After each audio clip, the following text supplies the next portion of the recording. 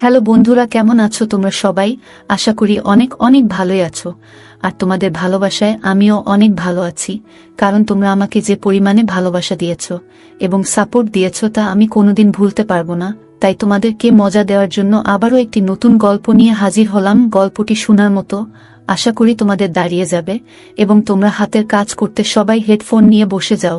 যদি আমার গল্প শুনে মজা পাও তাহলে অবশ্যই আমার চ্যানেলটি সাবস্ক্রাইব করবে। তো চলো বন্ধুরা, আমরা কথা না বাড়িয়ে আসল গল্পে চলে যাই। আমার 14 বছর বয়সে মালকিন আমাকে তার বাড়িতে নিয়ে যান এবং আমাকে 500 টাকা দিয়ে মালকিন নিজের শরীরে ম্যাসেজ করাতেন। আমি 500 টাকায় রাজি হয়ে মালকিনের শরীরে ম্যাসেজ করতাম। কিন্তু একদিন রাতে মালকিন বলতে শুরু করলেন, প্রতাপ, আজকে রুমের লাইটটা বন্ধ করে দাও। আমি চুপচাপ লাইটটা বন্ধ করে দিলাম। আমি জ্ঞান হারিয়ে ফেললাম যখন মালকিন, আমি যে বয়সের মধ্যে দিয়ে যাচ্ছি, এই সময়টা একটা ছেলের জন্য অনেক কঠিন সময়, কারণ তাদের মনোযোগ তাদের সামনে উপস্থিত মহিলাদের দিকে পড়ে। এমন অবস্থায় কারো শরীরে মালিশ করা আমার জন্য খুব সমস্যার সৃষ্টি করে।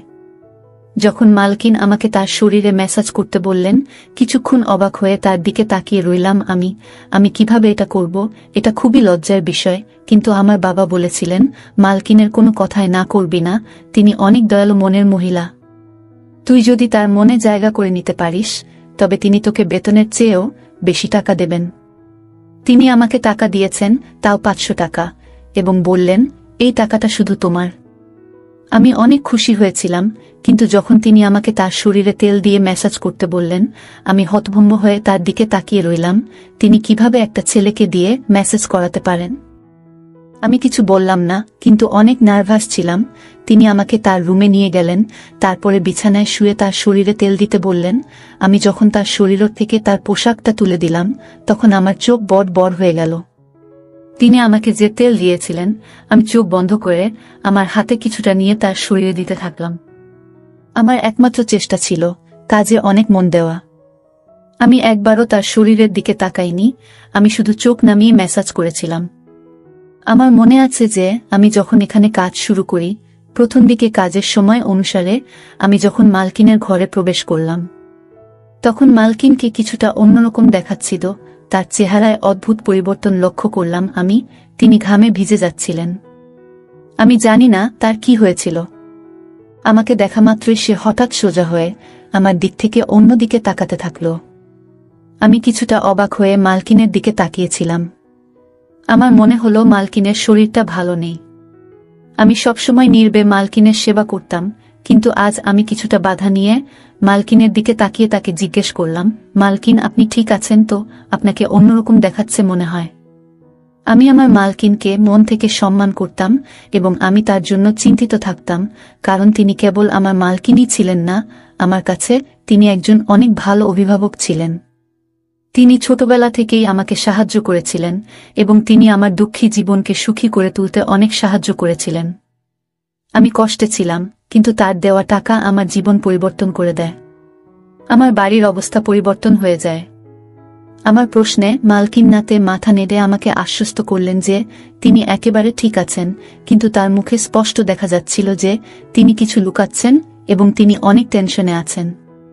কয়েক মাস ধরে তার বাড়িতে কাজ করছি। আজকে প্রথমবার যখন তিনি আমাকে ম্যাসাজ করতে বললেন, আমি অনেক ভয় পেয়েছিলাম, কারণ সব বাড়িতে তিনি একাই থাকতেন, না স্বামী না কোনো সন্তান। এই কথাটা শুনে আমি প্রথমে চুপ হয়ে গেলাম, কিন্তু আমি মালিশ করলাম, সারাক্ষণ আমার হাত কাঁপছিল।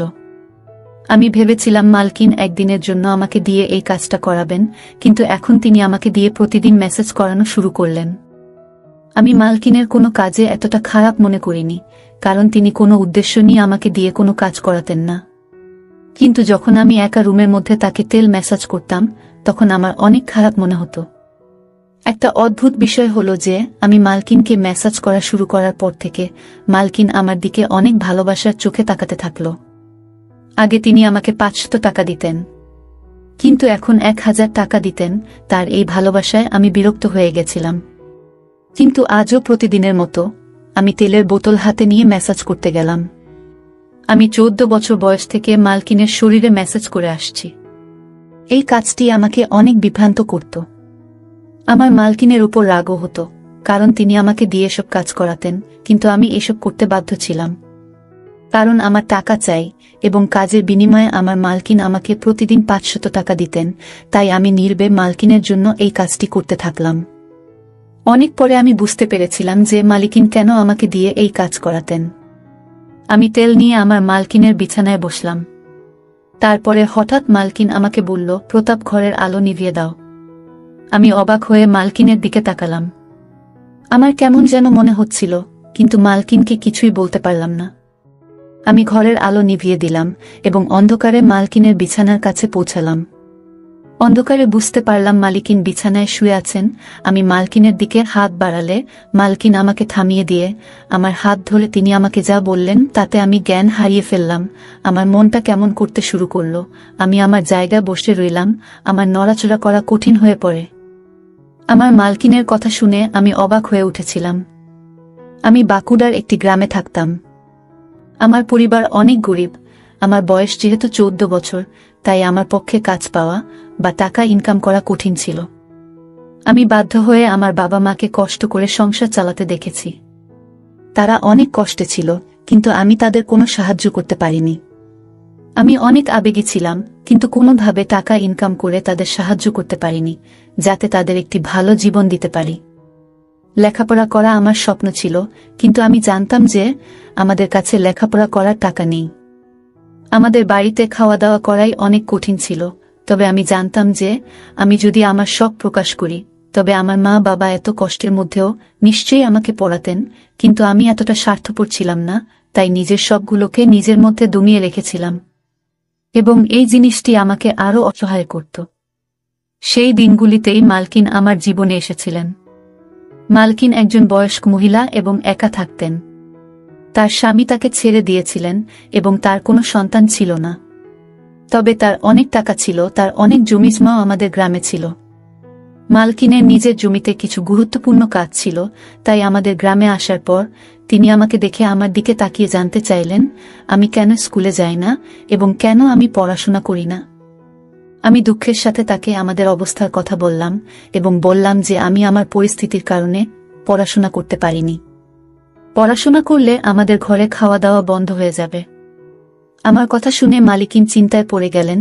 এরপর তিনি আমাদের বাড়িতে এসে আমার বাবা মায়ের সাথে কথা বললেন এবং বললেন যে বাড়ির ছোটখাটো কাজের জন্য তার আমার বয়সী একটি ছেলে দরকার। আমার বাবা মা তখনও চিন্তায় ছিলেন যে কিভাবে তারা তাদের ছোট ছেলেকে এত কম বয়সে কাজে দিবেন, এবং সম্ভবত তারা ভাবছিলেন যে আমি হয়তো তাদের ভুল বুঝব, কিন্তু আমি এগিয়ে গিয়ে তার কাজ করতে রাজি হলাম। আমার কথা শুনে মালিকিন অনেক খুশি হয়েছিলেন। তখন আমি কিছুই জানতাম না।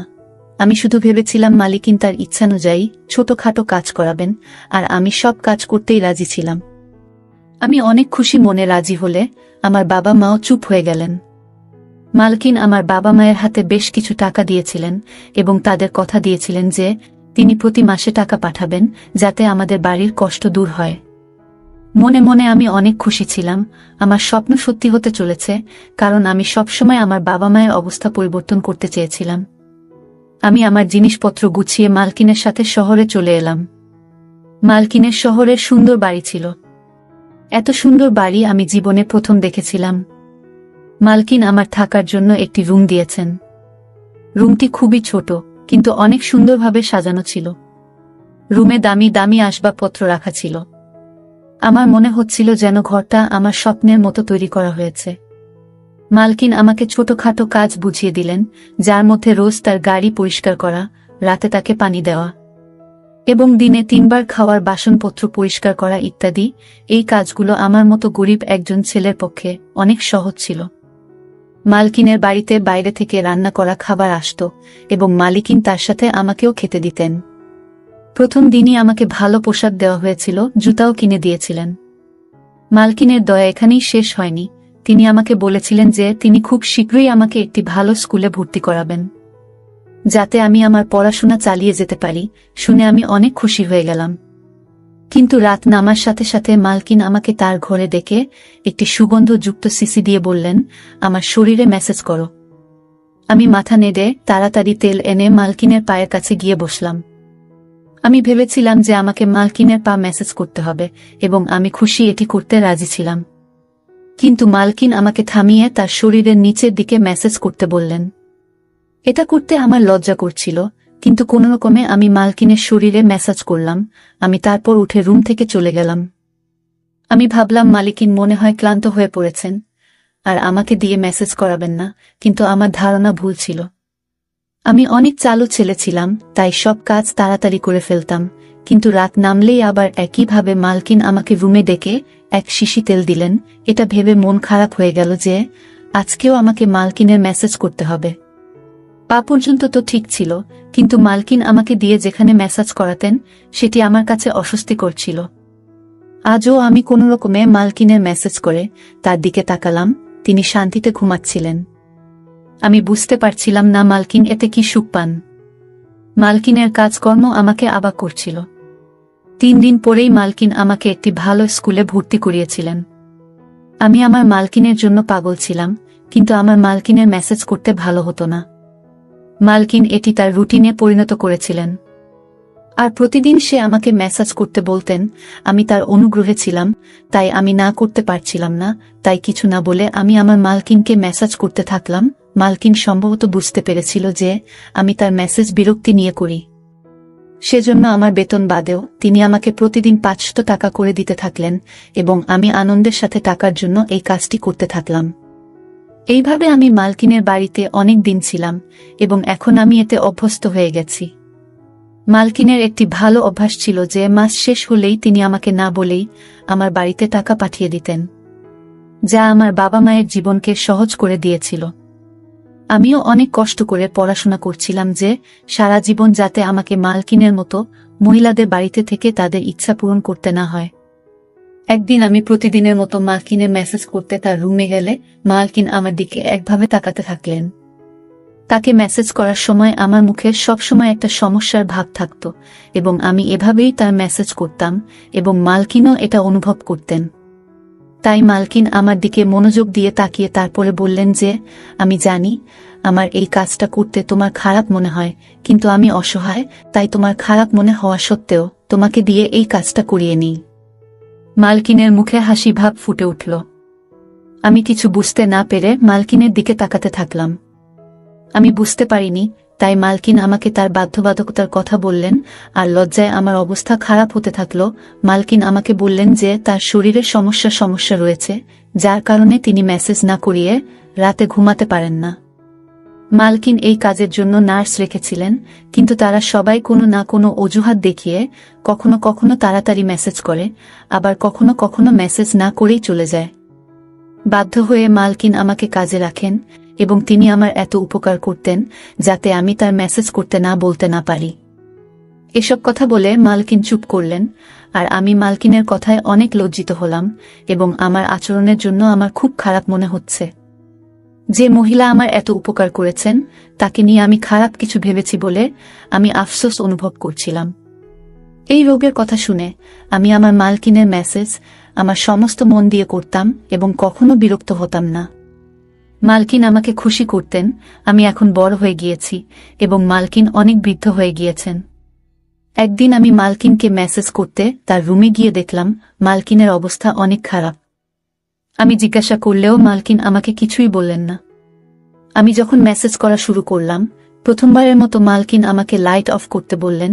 আমি অবাক হয়েছিলাম, কিন্তু আমি তার কথা মেনে লাইট বন্ধ করে তার কাছে গিয়ে বসলাম।